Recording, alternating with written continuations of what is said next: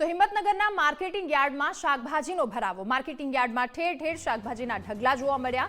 Transport હડતાલની અસર શાકભાજી પર પણ પહોંચી।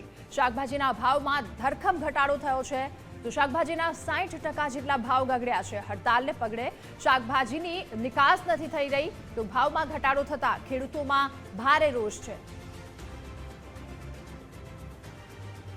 ગઈકાલ કરતાં આજે પુષ્કળ માત્રામાં શાકભાજીની આવક જોવા મળી છે અને આજે ગઈકાલે 100% ભાવ હતા એની જગ્યાએ આજે 50% ભાવ થઈ ગયા છે।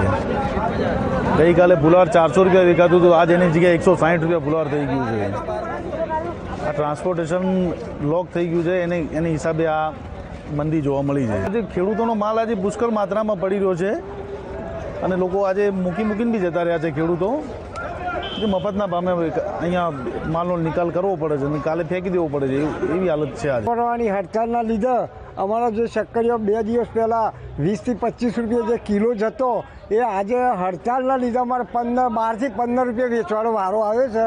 એટલે આમાં ખેડૂતોને જો દરરોજ લાઈને વેચી અને કમાવાવાળા છીએ એટલે અત્યારે બહુ આર્થિક નુકસાન અમારા જાય છે। એટલે આનો યોગ્ય પગલો ભરો એવી સરકારની વિનંતી છે। અત્યારે આ માલ કોઈ લેવા જ તૈયાર નથી, કારણ કે ટ્રાન્સપોર્ટની હડતાલના લીધે કોઈ ઉપાડ જ નથી અમારી માલનો। સાબરકાંઠા જિલ્લો છે તે શાકભાજીનું હબ ગણાઈ રહ્યું છે, પરંતુ છેલ્લા 2 દિવસથી ટ્રાન્સપોર્ટરોની હડતાલને લઈને ખેડૂતો તેમજ વેપારીઓની પરિસ્થિતિ છે તે નબળી પડી રહી છે। હાલ હિંમતનગર શાકભાજી માર્કેટ યાર્ડના દ્રશ્યો છે બતાવવા માંગીશ કે મોટા પ્રમાણમાં જે શાકભાજીનો જથ્થો છે અહીંયા આવી રહ્યો છે, પરંતુ જે લેવાલ છે મળતું નથી, એટલે કે વેચાણ થતું નથી, કારણ કે ટ્રાન્સપોર્ટની હડતાલ સાબરકાંઠા જિલ્લા શાકભાજી હબ ગણાય, જેને લઈને સમગ્ર ગુજરાતમાં જે શાકભાજી જતું હોય છે, ફ્લાવર હોય, કોબી હોય, ટમેટા હોય, મબલક ઉત્પાદનમાં થતું હોય છે, પરંતુ આ હડતાલને લઈને હાલ તો ખેડૂતોની હાલત કફોડી બની છે, કારણ કે ખેડૂતો રોજ શાકભાજી લાવતા હોય છે, રોજ કમાઈ રોજ ખાવાવાળા હોય છે, પરંતુ તેમના સાથે સાથે વેપારીઓની હાલત પણ નબળી પડી રહી છે, કારણ કે જે પ્રમાણે જે માલ જવું જોઈએ તે જતો નથી। હડતાલને પગલે સમગ્ર સાબરકાંઠા જિલ્લાનો જે શાકભાજી માર્કેટ યાર્ડ છે તે શાકભાજી ઉભરાઈ રહ્યા છે, પરંતુ હાલ કોઈ લેવાલ છે તે મળતો નથી, જેને લઈને પરિસ્થિતિ નબળી જોવા મળી રહી છે। યશ ઉપાધ્યાય, ગુજરાત ફર્સ્ટ, સાબરકાંઠા।